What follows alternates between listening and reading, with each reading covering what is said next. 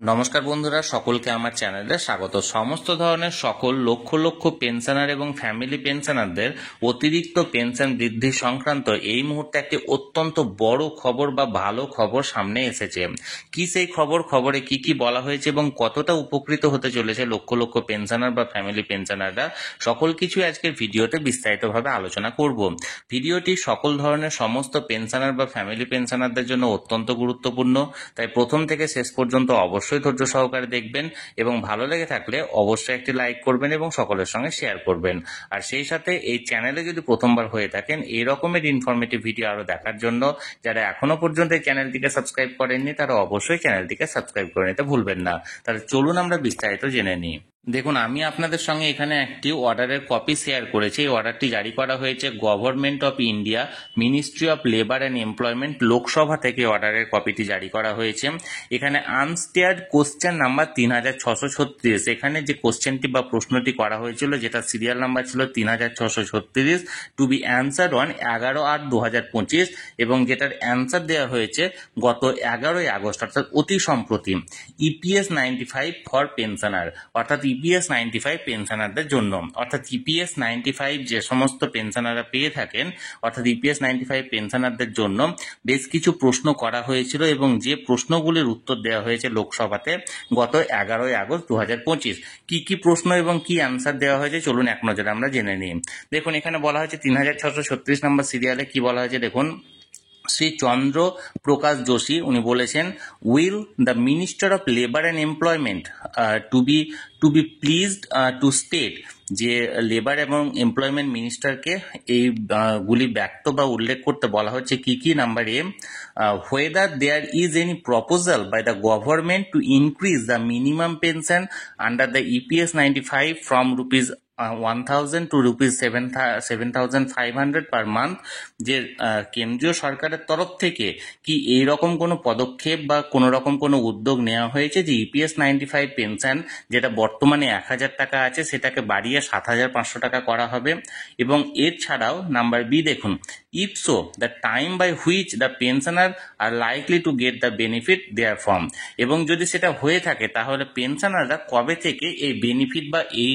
সুবিধাটি পাবে। এবারে এখানে অ্যান্সারটা কি অর্থাৎ উত্তরটা কি দেওয়া হয়েছে দেখুন, minister of state for labour and employment, অর্থাৎ state for labour and employment মিনিস্টারের তরফ থেকে জানানো হয়েছে এ অ্যান্ড বি, অর্থাৎ ওপরে যে দুটো প্রশ্ন করা হয়েছিল সেই প্রশ্নের সম্মিলিত উত্তর কি দেখুন।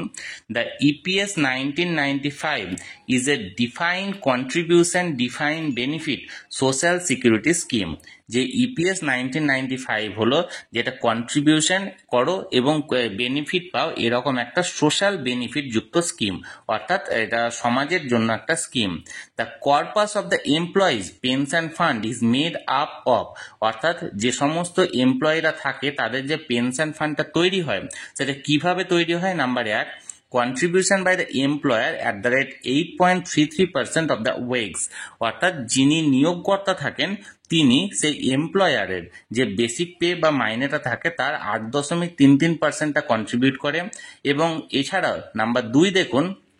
contribution from central government through budgetary support at the rate 1.16% of wages up to an amount of rupees 15,000 per month, এবং সেন্ট্রাল গভর্নমেন্টের তরফ থেকে বা বাজেটারি সাপোর্টের তরফ থেকে তার বেসিক পে বা তার মাইনের অর্থাৎ সেই এমপ্লয়ের মাইনের 1.16% কন্ট্রিবিউট করা হয়, যেটা ম্যাক্সিমাম হচ্ছে 15,000 টাকা প্রতি মাসে। All benefits under the scheme are paid out of such accumulation, এবং সমস্ত ধরনের যে সমস্ত সুযোগ সুবিধাগুলি দেওয়া হয় সেগুলি এই সব কিছু অর্থাৎ মানে যিনি এমপ্লয়ার আছেন নিয়োগকর্তা আছেন তার কন্ট্রিবিউশন, এর পাশাপাশি সেন্ট্রাল গভর্নমেন্টের তরফ থেকে যে সাপোর্টটা করা হয় বা যেটা মানে এখানে ভর্তুকি দেওয়া হয় 1.16% হারে সেটার কন্ট্রিবিউশন, এবং সমস্ত কিছু যুক্ত করে সমস্ত কিছু ধরে অল বেনিফিটটা কিন্তু দেওয়া হয় সেই এমপ্লয়িকে। The fund is value annually as mandated under paragraph 32 of EPS 1995, and as per the valuation of the fund as on 31st March 2019 there is an actuarially deficit, অর্থাৎ যে ফান্ডটা তৈরি করা হয় অর্থাৎ যে ফান্ডটা দেওয়া হয় নিয়োগকর্তা এবং সেন্ট্রাল গভর্নমেন্টের তরফ থেকে এবং এমপ্লয়ির নামে যে ফান্ডটা তৈরি হয় সেই ফান্ডটা লাস্ট অর্থাৎ তিনি যে ডেটে অবসর নিচ্ছেন সেই ডেটের অনুযায়ী সে ফান্ডটার পুরো অ্যাকিউমুলেশন অর্থাৎ যে ফান্ডে যে পরিমাণ রাশি জমা হলো সেটা অনুযায়ী সমস্ত কিছু বেনিফিট তাকে প্রদান করা হয়। However the government is providing A minimum pension of ₹1000 per month to the pensioner under the EPS 1995 by providing budgetary support। যেখানে গভর্নমেন্টের তরফ থেকে সরকারের তরফ থেকে মিনিমাম অর্থাৎ সর্বনিম্ন 1000 টাকা পেনশন দেওয়া হয় 1995 অর্থাৎ EPS 1995 পেনশনে, যাতে করে সেই ফ্যামিলিটা সাপোর্ট পেতে পারে, which is an addition to the budgetary support of ₹1.16% of OAX provided annually towards EPS to Employees Provident Fund Organization, যেটা ওই 1.16% কি হচ্ছে না হচ্ছে সেই বিষয়টি এখানে দেখা হয় না। অর্থাৎ এক কথায় বলতে গেলে যে প্রশ্নগুলো করা হয়েছিল সেই প্রশ্নের যে প্রশ্নটা এক কথায় ছিল কি, যে গভর্নমেন্টের তরফ থেকে কি এমন কোনো পদক্ষেপ নেওয়া হয়েছে যে সমস্ত EPS 95 পেনশনাররা আছেন তাদের পেনশনটিকে 1000 থেকে 7500 টাকা করা হবে, এবং যদি সেই পদক্ষেপটি নেওয়া হয়ে থাকে তাহলে কবে থেকে পেনশনাররা এই সুবিধাটি পাবে। যার উত্তরে জানানো হয়েছে যে EPS 95 পেনশনটা হলো এমন একটা স্কিম যে স্কিমটা দুজনের কন্ট্রিবিউশনের উপর এখানে ভিত্তি করে দাঁড়িয়ে আছে। প্রথম যিনি কন্ট্রিবিউট করবেন তিনি হচ্ছেন নিয়োগকর্তা, অর্থাৎ এমপ্লয়িটি যে দপ্তরের আন্ডারে কাজ করছে বা যে সংস্থার আন্ডারে কাজ করছে সেই সংস্থার তরফ থেকে সেই এমপ্লয়ি যে বেসিক পে বা স্যালারি তার মানে 8.33% হারে মান্থলি কন্ট্রিবিউশন করা হবে, এবং এর পাশাপাশি সেন্ট্রাল গভর্নমেন্টের তরফ থেকে 1.16% হারে কন্ট্রিবিউশন করা হবে, যেটা ম্যাক্সিমাম হবে 15,000 টাকা প্রতি মাসে, এবং সমস্ত বেনিফিট এই হারে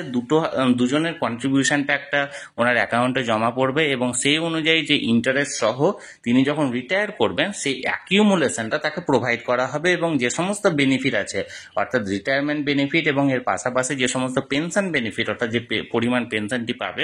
সেই সমস্ত কিছু তার অ্যাকিউমুলেশনের উপর যতটুকু ভিত্তি করে দাঁড়াবে তার উপর ভিত্তি করে হবে। যেখানে সেন্ট্রাল গভর্নমেন্টের তরফ থেকে মিনিমাম 1000 টাকা পেনশনের একটা নির্ধারিত করা হয়েছে যে সর্বনিম্ন 1000 টাকা পেনশন প্রদান করা হবে, সেটি যদি তার কমও হয় তাহলে সে পেনশন হোল্ডার 1000 টাকা পাবে, আর যদি বেশি হয়ে থাকে তাহলে পেনশন হোল্ডার সে বেশি পরিমাণটি পাবে। তাহলে বন্ধুরা এখানে EPS 95 পেনশনারদের পেনশন বৃদ্ধি সংক্রান্ত একটি অত্যন্ত গুরুত্বপূর্ণ খবর এখানে সামনে এসেছিল, যেটি সরাসরি আমি আপনাদের সঙ্গে শেয়ার করলাম। এই ব্যাপারে যদি আপনাদের কোনো কিছু প্রশ্ন থাকে বা কোনো কিছু জানার থাকে অবশ্যই কমেন্ট করুন, আমি চেষ্টা করব আপনাদের সকলের প্রশ্নের যথাযথ উত্তর দিতে। আর এই ভিডিওটি ভালো লেগে থাকলে অবশ্যই একটি লাইক করুন এবং সকলের সঙ্গে শেয়ার করুন, আর সেই সাথে এই চ্যানেলে যদি প্রথমবার হয়ে থাকেন এই রকমের ইনফরমেটিভ ভিডিও আরো দেখার জন্য যারা এখনো পর্যন্ত এই চ্যানেলটিকে সাবস্ক্রাইব করেননি তারা অবশ্যই চ্যানেলটিকে সাবস্ক্রাইব করে রাখুন। ধন্যবাদ, দেখা হচ্ছে পরের ভিডিওতে।